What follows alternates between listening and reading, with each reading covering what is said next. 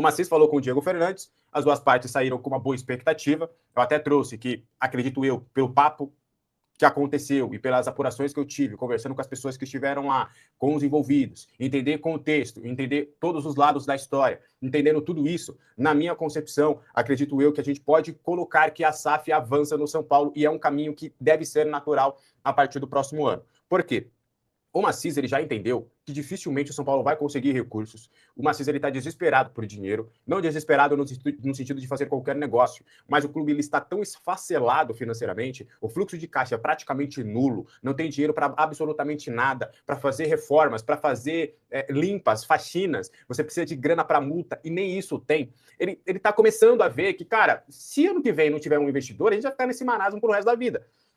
E o Maciço, ele não é contra a SAF. Eu acho que é importante a gente trazer isso. O Maciço, ele não é contra a SAF, ele acredita que acaba sendo um caminho natural. Ele só é contra a atual SAF que estavam tentando implementar do São Paulo, tá? E aí isso é informação, eu não estou trazendo viés, eu não estou aqui trazendo a minha opinião, até porque eu acho que, enfim, para se falar de SAF, eu acho que devia ser algo como um todo. Eu acho que todas as partes, todos os conselheiros têm que fazer um projeto único para se tornar SAF, né? Mas obviamente que eu sei que isso é totalmente um mundo utópico, porque acho que tem que pensar por bem do São Paulo e não por questões de birras de uma coisa ou outra. E isso vale para os dois lados, e é para todo mundo do Conselho do São Paulo. Eu acho que tem que ser um plano pro São Paulo, mas enfim, daqui a pouco a gente vai falar mais sobre isso. Então o Maciço, ele não é contra, ele só é contra porque, na visão dele, esse plano de reforma estatutária, que tinha o Eduardo Alfano, o Rogério Caboclo, o Olten, o Vinícius Pinotti, era um projeto que era do Casares e teve continuidade com o Olten. Basicamente, o que o Maciço quer, se for para ser SAF, a gente vai montar um plano totalmente diferente desse, com outras pessoas que não sejam essas, porque essas pessoas estavam com o Casares até pouco tempo. Então, basicamente isso, tá? E é um caminho natural. E pelo que eu estou entendendo, do que o Maciço tem entendido sobre esses assuntos, ele está vendo que o futebol precisa de investimento, ele está vendo que o futebol precisa de capital, que o São Paulo vai demorar muito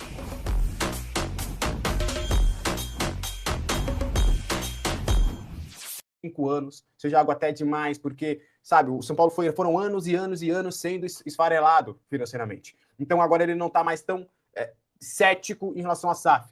Eu digo a sua gestão também.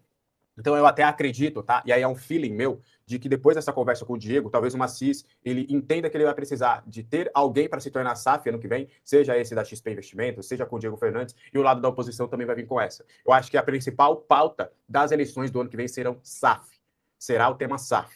Eu acredito muito nisso. E aí, independentemente se vai ser com o Diego, com o XP, se vai ser clube empresa, se vai ser na Bolsa, se vai ser o modelo do Bayern, o modelo do Liverpool, isso a gente não sabe. Mas eu acho que vai ser um tema muito relevante daqui para frente, tá? E aí eu vou pegar o gancho dessa conversa que o Maciço teve com o Diego, e assim, fiquem de olho, já vai começar a acontecer, tá? Já vai começar a acontecer para vocês entenderem como tudo é política. Como as pessoas, de fato, elas não querem ideias e debater ideias para o melhor do São Paulo, e só querem realmente as suas questões. A gente já trouxe que o conselheiro Marcelo Pepe trouxe a possibilidade de um investidor que seria a XP Investimentos, certo? Aquela história de mais de 1,5 bilhão, que a XP poderia também envolver o estádio do Morumbi, aí o Neymi Rides, enfim. E aí agora o Diego. Aí qual que é o movimento que já está começando a se criar? Uma descredibilidade do Diego Fernandes para essa proposta anterior do Marcelo Pepe ganhe força. E a mesma coisa do outro lado, as pessoas dentro do São Paulo, no conselho, que estão favoráveis a esse projeto da XP, já estão começando a descredibilizar o Diego. Estão falando, o Diego é a continuidade do Casares, porque agora é muito fácil colocar qualquer coisa Casares. E aqui é uma crítica, mas também é uma constatação. É muito fácil para o Maciço chegar e falar, esse plano de reforma estatutária era o plano do Casares. Para todo mundo, o senso comum já começar a falar, não presta esse plano. E aí, do outro lado, também já começam, essa história de Diego Fernandes, porque pega uma foto que ele estava com o Casares e com o Raí e tudo, aí já começam, o Diego Fernandes vai ser a mesma coisa com o Galápagos, vai ser a mesma coisa que não sei o quê, sendo que a Galápagos não tem nada a ver. Então, vocês entendem? Acontece a reunião na quarta-feira, na quarta-feira à noite e na quinta já começam, e hoje, já começam a querer descredibilizar o Diego. Já vem vazando foto, voltando a trazer a foto do Diego com o Casares, falando que não, ele vai trazer o Casares de volta, ele é continuidade. Sendo que o Diego Fernandes, em nenhum momento, trabalhou com o Casares. Em nenhum momento ele teve essa aproximação com o Casares. Eu posso falar porque eu falei com as duas partes. Em nenhum momento eles foram amigos. Em nenhum momento eles foram pessoas, sabe? Tanto é que a última vez que eles conversaram foi em 2024, um almoço que eles tiveram no Barbacoa.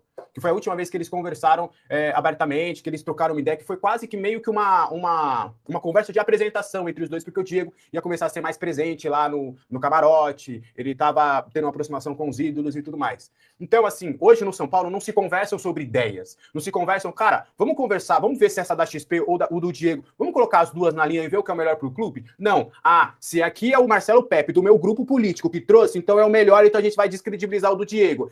Eu prefiro a do Diego, então eu vou descredibilizar da XP Investimentos. Aí o São Paulo, ó, toma na taca.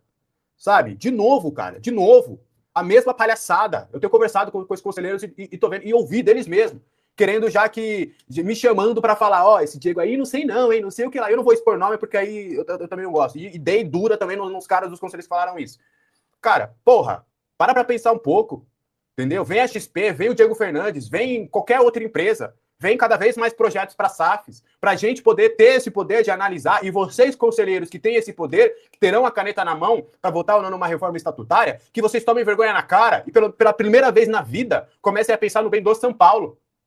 Porque aí é muito fácil. Não, esse da XP fui eu que levei, eu ajudei a conversar, eu estive na reunião. Aí é para depois ficar, tá vendo? Eu sou o salvador da pátria do São Paulo. Que porra, mano. De novo essa palhaçada. Já não basta o que o Casares tudo fez, já não basta o que aconteceu nos últimos anos do São Paulo. Vocês acabaram com o clube, vocês estavam quietos até agora. Agora quer ficar se aparecendo, quer ficar com louro, quer ficar descredibilizando um outro projeto, sendo que você nem estava na porra da reunião. Você nem sabe o que aconteceu, você só sabe pelos outros de fofoca. Você nem sabe o que foi apresentado, você nem esteve lá. E vai ficar descredibilizando o projeto de um ou outro. Pensa na porra do bem do clube pela primeira vez na vida. Honra a porra do seu cargo de conselheiro, meu. Pô, o Casares tem culpa? Tem, mas você também tem. Porque você viu tudo isso acontecer lá, você viu tudo isso e você estava quieto. Ou você sabia e ficou quieto. Ou quem sabe até participou. Não sei. Vai que a polícia investigue cada vez mais. Então para de ficar querendo descredibilizar o projeto do outro. Para de querer ficar falando que o projeto do outro é ruim, sendo que você não sabe de porra nenhuma. Entendeu? Você quer mostrar que o seu projeto, que o projeto que você levou, ou que o seu amigo conselheiro levou, ou que o seu grupo político levou, ou o projeto que você quer, porque talvez você ganhe a sua comissãozinha. Se você acha que é o melhor, mostra na prática, no projeto. Faz um videozinho no Instagram, sei lá, faz a porra que for. Vai em algum podcast, vai em algum canal, inclusive tá aqui aberto, inclusive fiz o convite. Falei, se você quiser apresentar esse projeto, se você quiser trazer todos os pormenores, o meu canal está liberado para você apresentar. Aí não fica de picuinha, não fica juntando um grupinho de conselheiro para ficar descredibilizando. E eu não tô nem defendendo o Diego. Não tô nem defendendo o Diego, porque eu também tenho as minhas considerações com o Diego. Eu tava crítico ao Diego até ontem, antes da reunião, mas quando ele trouxe a força-tarefa, eu elogiei, mas eu ainda acho que a gente precisa analisar. Porque o projeto do Diego é basicamente, eu quero ver tudo para depois a gente marcar. O Diego Fernandes também não tem um projeto sólido nenhum, ele quer primeiro analisar para depois apresentar o projeto. Entendeu? Então aqui não é uma defesa ao Diego, e é uma crítica também ao Diego. Só que o Diego tá fora do clube, ele não tá fazendo essas picuinhas, essas palhaçadas que vocês conselheiros estão fazendo, não. Então assim, vamos parar um pouquinho, vamos pensar na porra do clube uma vez na vida. Vamos! Você não fala que é São Paulino? Você não veste camisa do São Paulo? Você não tá lá em todo jogo no estádio do Morumbi? Você não fala pra Deus e o mundo que você é São Paulino e você é conselheiro do clube? Então, porra, honre esse título pelo menos uma vez na vida. Para de ficar parecendo um adolescente que, o brinquedinho meu é melhor do que o dele. E ficar descredibilizando. Vamos trabalhar sobre o São Paulo? Vamos falar sobre São Paulo? Vamos pensar no São Paulo uma vez na vida? Então para com essa porra de ficar descredibilizando um projeto que você nem sabe que porra que é. Beleza? O recado tá dado, você sabe pra quem é o recado, você sabe pra quem são os conselheiros que eu tô dando esse recado.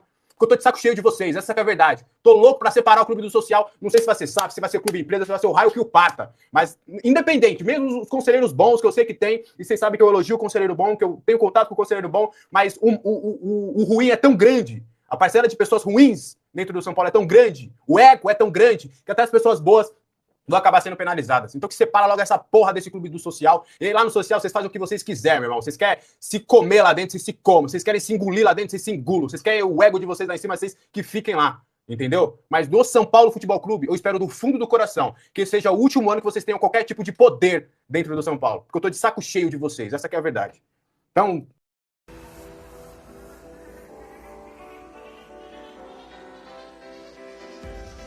Não sou idiota. A bola da vez é o pai do Corinthians, vulgo Zapiola. Pois é, rapaz. Ó, um monte de gente começou aqui a pedir o Zapiola, né? Zapiola no São Paulo, vambora, vamos contratar, porque é um camisa 10 da Platense, né? E ontem realmente comeu a bola contra o Corinthians, jogou muita bola. E aí todo mundo já começou a pedir, pô, é bom de bola. E até a gente estava debatendo lá nos membros do canal, o Daniel Rocha, que é o Danizen, que é o nosso scout lá do grupo. Ele falou, cara, eu fui olhar a carreira do companheiro, ele tem 12 gols e 10 assistências e ele tem já 25 anos. Então a gente tem que tomar muito cuidado para esse cara que jogou pra caramba ontem, vai que ele não joga assim sempre, entendeu? Então, assim, mas o pessoal, várias pessoas aqui têm pedido nos comentários, eu recebi várias mensagens também referente a isso. O Caio Alisson, depois do jogo de sábado, o São Paulo vai poder fechar contratações e caso fechar antes dos amistosos, vai poder usar? Vai sim, tá? Vai sim. O Silmar Lima, bom dia, a SP vai fazer troca em definitivo com o Arthur, isso vai ficar só pro final do ano. Leonardo do GP.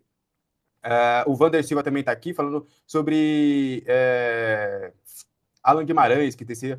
Cara, o Alan Guimarães, que é o Alanzinho, né?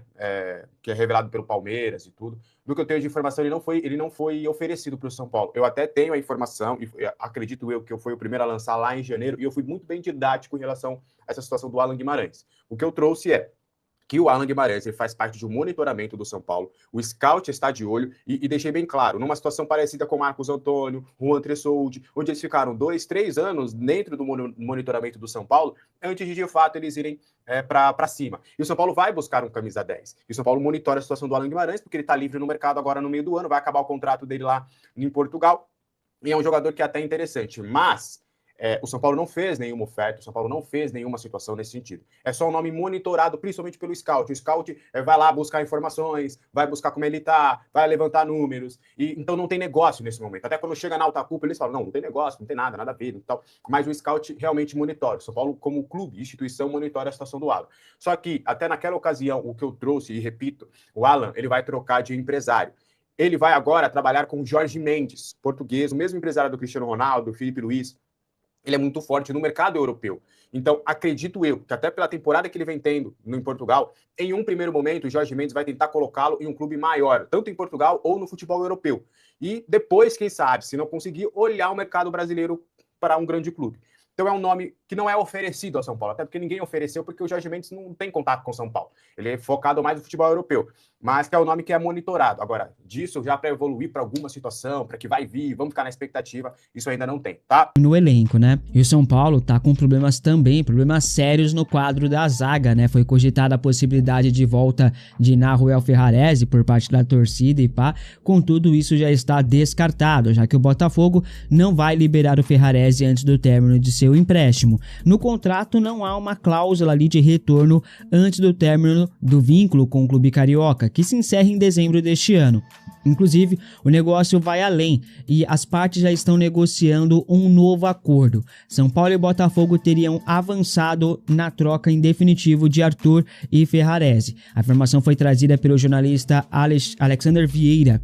Anteriormente, os clubes fizeram um acordo para tanto o Ferrarese quanto o Arthur jogarem na partida entre São Paulo e Botafogo que aconteceu no Morumbi pelo Campeonato Brasileiro. Eles abriram mão da multa que tinha de 2 milhões de reais ali nos contratos e pá, e isso abriu caminho para uma negociação de troca em definitivo, né? O acordo é considerado cada vez mais provável nos bastidores. Os contratos possuem valores semelhantes em relação à compra em definitivo de Ferrarese e Arthur, valores chegando aí na casa dos 6 milhões de euros. Se chegarem a um acordo, ninguém precisa pagar essa cláusula, né? Essa opção de compra seria o valor abatido em cada acordo, que seria maravilhoso para ambas as equipes.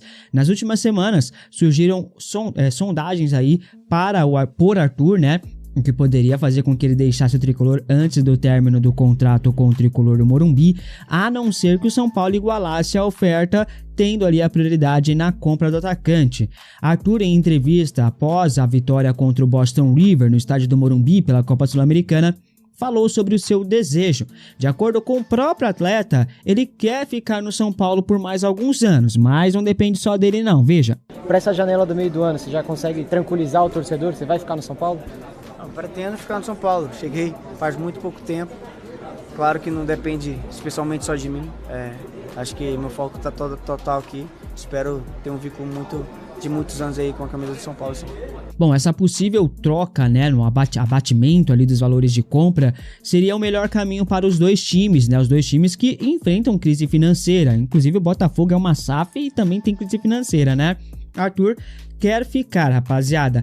Se consolidou no time titular do São Paulo, é uma peça muito importante aí nos jogos, né? A válvula de escape que o São Paulo tanto precisava pelo lado direito, hoje nós temos com o Arthur. Cai um pouquinho de rendimento no segundo tempo, mas faz parte, né? Tá jogando todas as partidas como titular, não há físico que aguente, né? O Ferrarese também é titular lá no Botafogo. A torcida dos caras já pedem a compra em definitivo de Ferrarese. Já, depois do terceiro jogo já estavam pedindo a compra em definitivo do Ferrarese, né? Você aceitaria essa troca em definitivo? Arthur por Ferrarese? Comente aqui abaixo a sua opinião. De acordo com informações de bastidores, a negociação caminha muito bem para um acordo e tanto Arthur quanto Ferrarese ficarem em definitivo. Não tem nada certo ainda, tá, rapaziada? Mas as conversas estão caminhando para um bom desfecho para as duas equipes, né? É aquilo que eu falei, ninguém pagando nada, pô, tá bom para todo mundo sai ganhando, é o melhor caminho para as duas equipes aí, né? E o Arthur, que é um jogador que dizem que é São Paulino de coração, pode ali ficar no São Paulo por mais alguns anos. São Paulo embolsar uma grana por ele futuramente, é um jogador de muita qualidade, né? Então vai ser bom pro tricolor também, fechou? Bom, São Paulo segue no mercado em busca de pelo menos mais 2 zagueiros para reforçar o setor que vive uma crise assim gigantesca. Surgiu nos últimos dias diversos nomes especulados, alguns oferecidos, outros sugeridos. A gente vai destrinchar ao longo da semana todos esses nomes que foram especulados, ventilados no Clube do Morumbi. Um deles foi o de IR Mina, ex-Palmeiras, ex-Barcelona, ex-Fiorentina, ex-Everton da Inglaterra, jogador de seleção colombiana, que hoje pertence ao Cagliari da Itália, né? Tem contrato por lá até 2028. O clube italiano pagou aí para comprar em definitivo 500 mil euros, né? Ele que foi comprado em 2024, tá lá desde 2024. O São Paulo gosta do nome, avalia positivamente uma possível vinda de Mina, porque gosta das características do jogador, tecnicamente, liderança, postura, agrada a diretoria são paulina. Contudo, ainda o São Paulo não realizou nenhum tipo de contato, muito menos uma proposta oficial pelo jogador. Mina é um nome que já passou pelo scout do clube, mas não deve fechar com o tricolor do Morumbi. O principal fator, eu acho que não é segredo para ninguém, é a questão financeira, né? O São Paulo entende que para conseguir contratar o Mina, seria preciso fazer um investimento significativo na parte financeira. Em crise financeira, o tricolor não tem como avançar por essa contratação. A diretoria prioriza jogadores por empréstimo, né? Ou atletas que estejam livres no mercado. Aí o São Paulo vai ter que arcar só com luvas e salários, o que é mais dentro da realidade financeira do clube. Mas você aceitaria Mina no São Paulo? Acha que poderia ser um bom reforço para o tricolor, para a zaga? Investiria nele? Comente aqui abaixo a sua opinião. Eu sempre digo que bom treinador, né, pagar caro em bom treinador, pagar caro em bom jogador não é um custo, né, e sim um investimento, porque bom jogador, bom treinador, ele traz retorno para o clube financeiramente, esportivamente, né? Então acho que o São Paulo precisa fazer investimentos assertivos, né? Mas como não tem dinheiro para investir, vai ter que contratar aquela famosa oportunidade de mercado, e aí a gente não sabe quem vem, né? Vários nomes são especulados, e a maioria com salário absurdo, com salário alto, ou tem clube que tem contrato vigente com o clube, então é uma situação complicada. Mina no São Paulo, pode esquecer, não vem, a não ser que surja uma oportunidade gigantesca, né, o que não tá aparecendo. Outros nomes são mapeados pela diretoria. O Dorival Júnior já falou que o São Paulo vai trazer reforços, a diretoria prometeu reforços para ele. O Rafinha, em podcast, não vou nem falar de que é entrevista aquilo lá, porque aquilo lá não é entrevista bosta nenhuma. Mas lá no Podpah, o Rafinha também confirmou que o São Paulo vai se reforçar no mercado. Agora, quem que virá?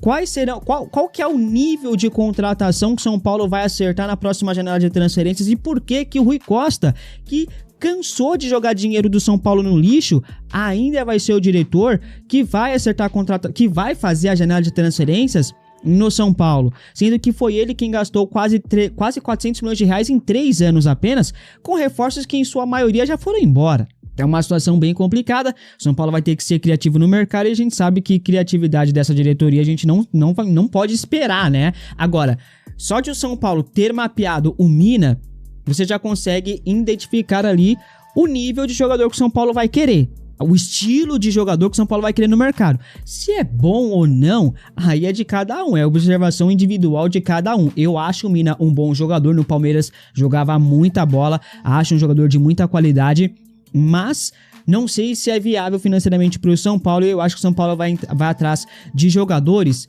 de nível técnico menor do que o Mina. Eu acho que os reforços que vai vir pro São Paulo, olha, a torcida vai ficar maluca, tá, rapaziada? Arboleda no Botafogo em troca com o Arthur aprovado. É isso aqui, uma das informações que eu trouxe ontem, conversando com uma pessoa no Rio de Janeiro.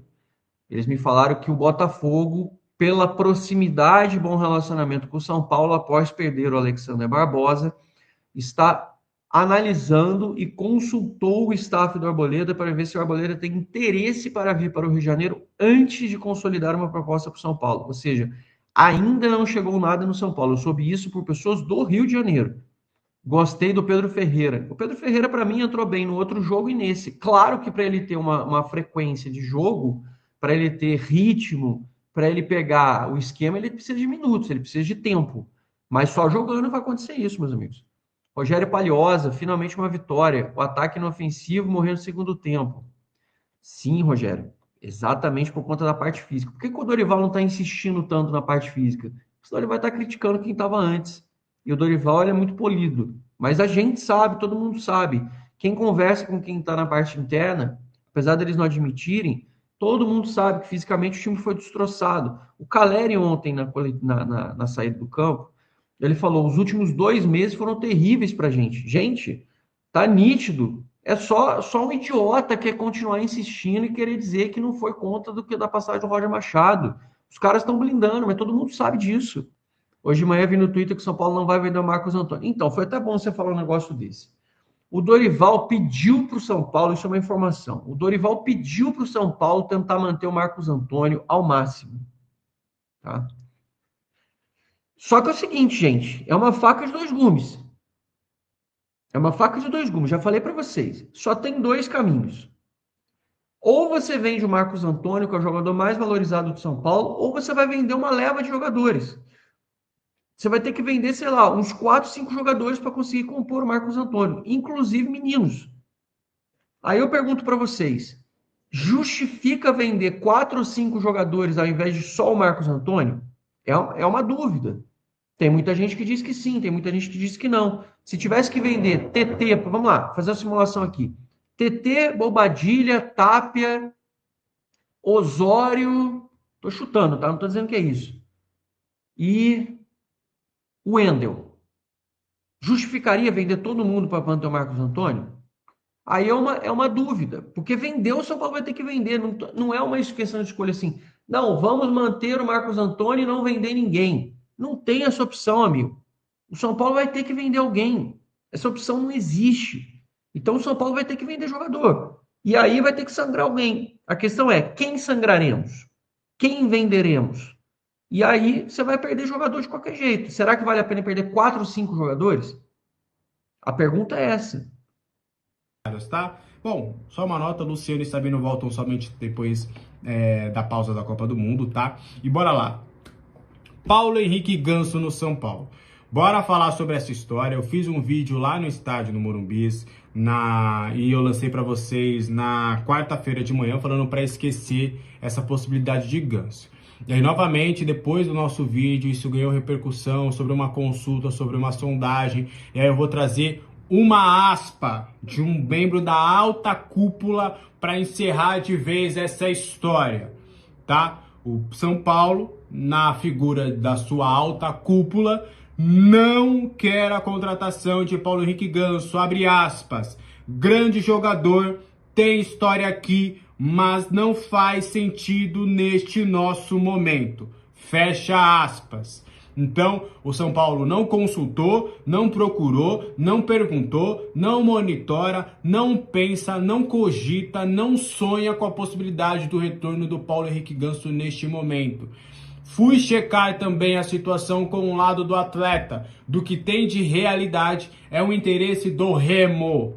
Até quis avançar para perguntar sobre o Santos, me falaram que sobre o Santos neste momento também não chegou nada, mesmo com o carinho que ele tem lá no Santos. Então, Santos e São Paulo, ele tem um carinho de algumas pessoas? Tem. Só que as pessoas que cuidam da possibilidade de contratação do São Paulo não cogitam a possibilidade de contratação do Paulo Henrique Ganso neste momento. O que o São Paulo procura, eu já falei para vocês, inclusive com exclusividade, eu fui bem didático, falei, gente, o São Paulo vai procurar de 4 a 5 reforços na janela. 2 zagueiros, 1 camisa 8, Vocês estão vendo aí a procura do Newton. Um ponta, a gente trouxe com exclusividade o nome do Matheus Martins, que também foi perguntado, mas que não vai avançar. E um camisa 10, um articulador, para jogar junto com o Luciano em alguns momentos, ou poder revezar com o Luciano em outros momentos. Então, assim, o São Paulo vai buscar um camisa 10? Vai pensar na possibilidade de uma oportunidade de negócio de contratar um camisa 10? Sim, mas não será o Paulo Henrique Ganso, pelo menos do que a gente tem de informação hoje. Não boto minha mão no fogo por dirigente, não vou aqui cravar 100% que nunca mais vai jogar com a camisa do São Paulo. Mas o que a gente tem hoje, deste membro da alta cúpula, é que neste momento o São Paulo Futebol Clube não pensa na contratação de Paulo Henrique Ganso. Tá bom? Então tá aspa aqui. Se rolar depois, eu vou expor a aspa. Eu vou expor a folha. Eu vou te expor, hein? Eu vou te expor. Não vem me pagar de mentiroso aqui, não. Sacanagem. Mas esqueçam essa possibilidade de Paulo Henrique Ganso no São Paulo, pelo menos neste momento. Beleza? O São Paulo foi notificado que o Botafogo andou sondando a situação de Robert Arboleda. O jogador passou a ficar no radar de várias outras equipes e desta vez, a equipe carioca consultou a situação do atleta a fim de uma possível investida pelo equatoriano. O jogador está totalmente descartado pela diretoria tricolor, que espera emprestar o atleta ou até mesmo vender já na próxima janela de transferências. Segundo informou o renomado jornalista Alexander Vieira, o zagueiro agrada a diretoria do clube carioca, que pode levar o jogador. Por sua vez, o tricolor paulista também consultou 2 atletas do Botafogo. O tricolor buscou informações sobre Newton, agenciado por Paulo Pitombeira, mesmo empresário de Arthur, que está cedido pelo Botafogo ao São Paulo. Uma troca de Newton por Arboleda foi descartada. Ainda de acordo com o setorista do SPFC, o tricolor também perguntou sobre Matheus Martins, mas recebeu a resposta de que o Botafogo só aceita negociar o atacante por cerca de 10 milhões de euros, 59 milhões de reais, impedindo qualquer avanço.